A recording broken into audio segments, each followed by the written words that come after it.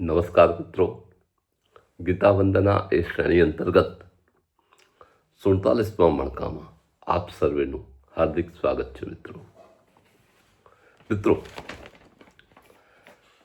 આપણે ગીતા વંદના એ અંતર્ગત ભગવદ્ ગીતાના પ્રથમ અધ્યાયના 8મા શ્લોકની ચર્ચા કરી રહ્યા છીએ અને એમાં કૃપાચાર્ય એ શબ્દની ચર્ચા ગયા મણકાથી આપણે શરૂ કરી છે. મિત્રો, મહાભારતના મહાન યોદ્ધાઓ કોણ, એવો જ્યારે કોઈ પ્રશ્ન પૂછે તો આપણે કહીએ કે ભીમ, અર્જુન, કર્ણ, દુર્યોધન આવા નામો પણ બોલીએ. પણ આ બધાના પણ જે ગુરુ હતા એ પણ મહાન યોદ્ધા હતા અને એ જ કૃપાચાર્ય. તો આ કૃપાચાર્યના જીવનમાંથી પણ ઘણું બધું આપણે શીખવા જેવું છે. કેટલીક મહત્વપૂર્ણ વાતો શીખવા જેવી છે. તો એની વાત શરૂ કરીએ એ પહેલાં જો તમે આ ચેનલને હજુ સુધી સબસ્ક્રાઈબ ના કરી હોય તો કરી દેવા વિનંતી મિત્રો. આખો વિડીયો સંપૂર્ણ જોજો અને સરસ મજાની કોઈ કોમેન્ટ હોય એ પણ કરજો મિત્રો. તો આપણી પરંપરા પ્રમાણે આપણા મૂળ મુદ્દાની ચર્ચા કરીએ પહેલાં આપણે ભગવદ્ ગીતાના પ્રથમ અધ્યાય એટલે કે અર્જુન વિષાદ યોગના 8મા શ્લોકનું સૌ પ્રથમ આપણે પારાયણ કરીશું અને પછી આપણી ચર્ચા આપણે શરૂ કરીશું. ભવાન ભીષ્મશ્ચ કર્ણશ્ચ કૃપશ્ચ સમિતિંજયઃ અશ્વત્થામા વિકર્ણશ્ચ સૌમદત્તિસ્તથૈવ ચ. આપણે જાણીએ છીએ મિત્રો કે દુર્યોધન પોતાના સૈન્યમાં કયા કયા વિશિષ્ટ મહાનુભાવો છે એના વિશે પોતાના ગુરુ દ્રોણાચાર્યને આ શ્લોકમાં કહી રહ્યો છે. એટલે ભવાન એટલે દ્રોણાચાર્ય, ભીષ્મશ્ચ એટલે ભીષ્મ પિતામહ, કર્ણશ્ચ એટલે કર્ણ અને સમિતિંજય કૃપાચાર્ય, યુદ્ધ વિજયી એવા કૃપાચાર્ય. તો કૃપાચાર્ય વિશે ચર્ચા કરી રહ્યા છે મિત્રો. પણ આજે કૃપાચાર્યના જીવન વિશેની કથા ગયા મણકામાં પણ કરી કે કૃપાચાર્ય કેવી રીતે જન્મ્યા અને કેવી રીતે કૌરવ પાંડવોના ગુરુ બન્યા. આજના આ બીજા મણકામાં એટલે એમના વિશેના જે આ બીજો મણકો છે એમાં આપણે કૃપાચાર્યના જીવનમાંથી શું શીખવાનું છે એના વિશે વાતો કરીશું મિત્રો. તો સૌથી જો આમ તારણ કાઢીએ એમના જીવનનું તો 5 વાતો એવી છે કે જે આપણે એમના જીવનમાંથી શીખવી જોઈએ. એ 5 વાતો કઈ કઈ છે તો એને આજના સમાજ પ્રમાણે, આજના સમય પ્રમાણે આપણે શીખવા જોઈએ છે. સૌથી પહેલી વાત જો કોઈ હોય તો એ છે કર્તવ્ય પાલન એ સર્વોપરી છે. આ કૃપાચાર્યના જીવનમાંથી પહેલું શીખવા જેવું છે મિત્રો. એ કૌરવોના આશ્રય ઉછે હતા. કૌરવ પાંડવોના ગુરુ હતા પણ કૌરવોના આશ્રય ઉછે હતા. એટલે એમણે જોયું કે કૌરવ અધર્મના પક્ષે છે, એ અધર્મનો માર્ગ આચરી રહ્યા છે, એ કપટી છે. પણ જ્યારે મહાભારતનું યુદ્ધ થયું ત્યારે એમણે કૌરવોને છોડ્યા નહીં. એ કૌરવોના પક્ષે રહ્યા અને કૌરવોના પક્ષે રહીને એમણે યુદ્ધ કર્યું. એટલે કર્તવ્ય પાલન આ બહુ મોટી શીખ આજના જીવનમાંથી એ શીખવા જેવી છે. બીજી આપણા જીવનમાંથી જે શીખ છે એ છે નિષ્પક્ષતાની શીખ. એમણે કૌરવો અને પાંડવો બંનેને ધનુર્વિદ્યાનું જ્ઞાન આપ્યું. આપણે ગયા મણકામાં ચર્ચા કરી હતી એ પ્રમાણે દ્રોણાચાર્ય પહેલાં પણ કૌરવ પાંડવોના જે પ્રથમ ગુરુ હતા એ કૃપાચાર્ય હતા અને એમણે બંનેને એટલે કૌરવ અને પાંડવોને ધનુર્વિદ્યાનું જ્ઞાન આપેલું.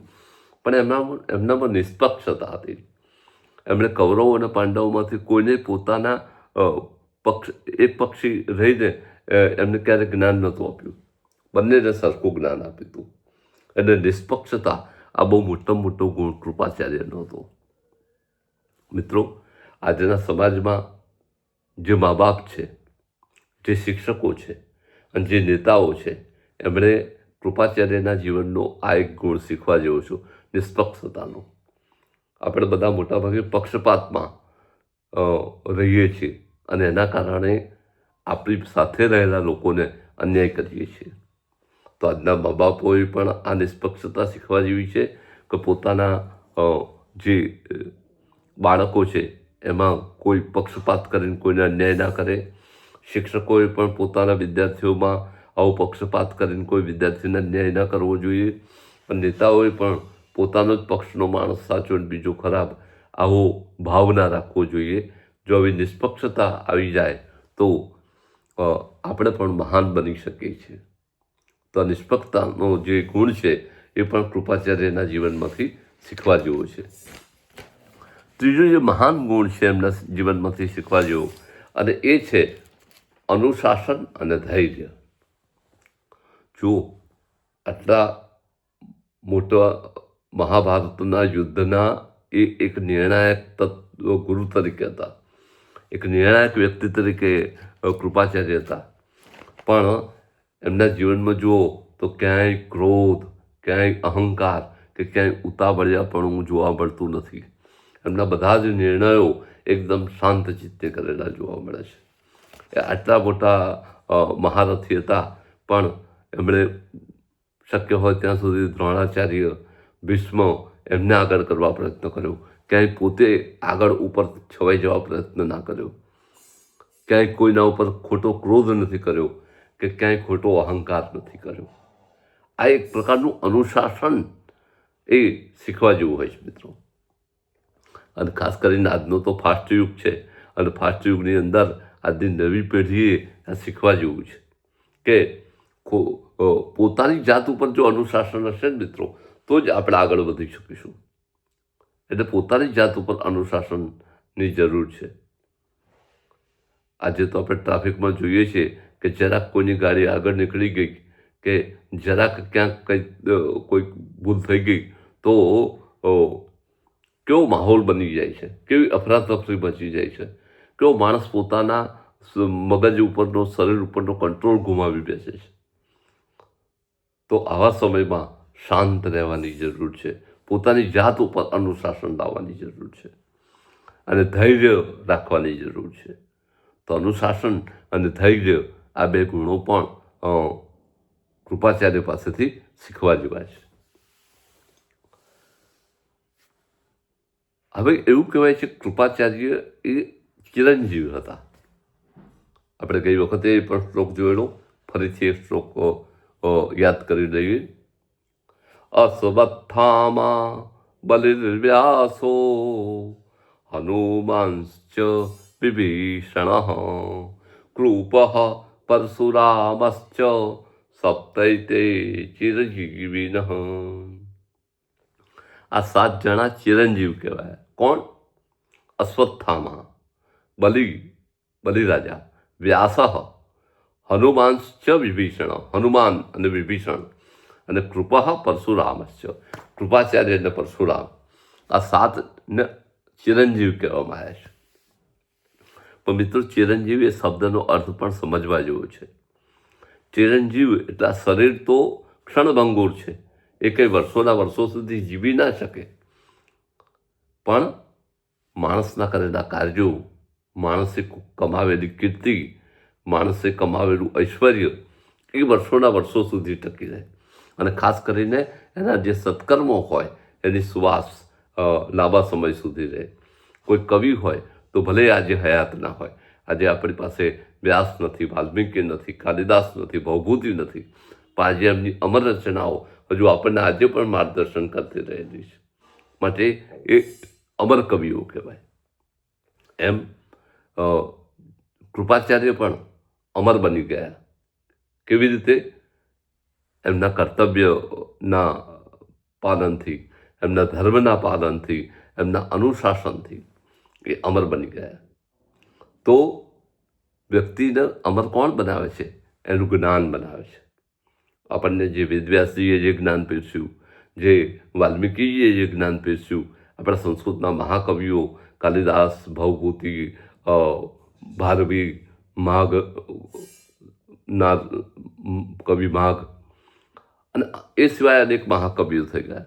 આ મહાકવિઓની કૃતિ દ્વારા આજે આપણે એમને યાદ કરીએ છીએ. માટે બધા આપણે એમને એમ કહીએ છીએ કે એમની વાણી અમર થઈ ગઈ. તો મિત્રો, હંમેશા વ્યક્તિનું જ્ઞાન એને અમર બનાવે છે, એની નીતિ એને અમર બનાવે છે, એનું કર્તવ્ય એને અમર બનાવે છે, અને એનું અનુશાસન, એની જાત ઉપરનું અનુશાસન એને અમર બનાવે છે. તો આ બધી વાતો આપણે કૃપાચાર્ય પાસેથી શીખવાની છે. કારણ કે શરીર તો નાશવંત છે, એનો ધર્મ જ નાશ થવાનો છે. એટલે ચિરંજીવીનો અર્થ એવો નથી કે લાંબા સમય સુધી જીવતા હોય ને અત્યારે પણ ઘણા એવું કહેતા હોય છે કે હિમાલયમાં જઈએ તો આ 7 ચિરંજીવીઓમાંથી આપણું નસીબ હોય તો કોઈ જોવા મળી જાય. પણ કદાચ એવું ના પણ હોય, એવું હશે પણ ખરું. એ સિદ્ધ લોકોને કદાચ એવું દેખાતું હશે, કારણ કે એ એટલી કક્ષા સુધી પહોંચ્યા હોય તો કોઈ એમને ચિરંજીવીનો ભેટો થાય પણ ખરો આમાંથી. પણ મૂળ વાત એ છે કે માણસ એની કીર્તિથી અમર બને છે. તો કૃપાચાર્ય કૌરવો અને પાંડવોના ગુરુ હોવા છતાં એમણે નિષ્પક્ષ ભાવે બંનેને ભણાવ્યા. એટલું જ નહીં, નિષ્પક્ષ ભાવે એમણે યુદ્ધ કર્યું. અને આ યુદ્ધ કરવાના કારણે જ્યારે યુદ્ધ પૂરું થઈ ગયું ત્યારે યુધિષ્ઠિરે અને પાંડવોએ જીવિત વ્યક્તિ એવા જે કૃપાચાર્ય હતા એમને માફ કર્યા, પોતાના ગુરુ બનાવ્યા. અને એટલું જ નહીં, જેમ યુધિષ્ઠિરને એમણે ભણાવેલા એમ એમની પેઢીના પરીક્ષિત રાજાને પણ ધનુર્વિદ્યાનું જ્ઞાન એ કૃપાચાર્ય આપ્યું. આમ કૃપાચાર્ય ભીષ્મના કાળમાં પણ હતા, મહાભારતના યુદ્ધમાં પણ હતા, અને મહાભારતના યુદ્ધ પછી પરીક્ષિતના કાળમાં પણ હતા. આમ લાંબા સમય સુધી રહેવાના કારણે એમને ચિરંજીવ કહેવામાં આવે છે.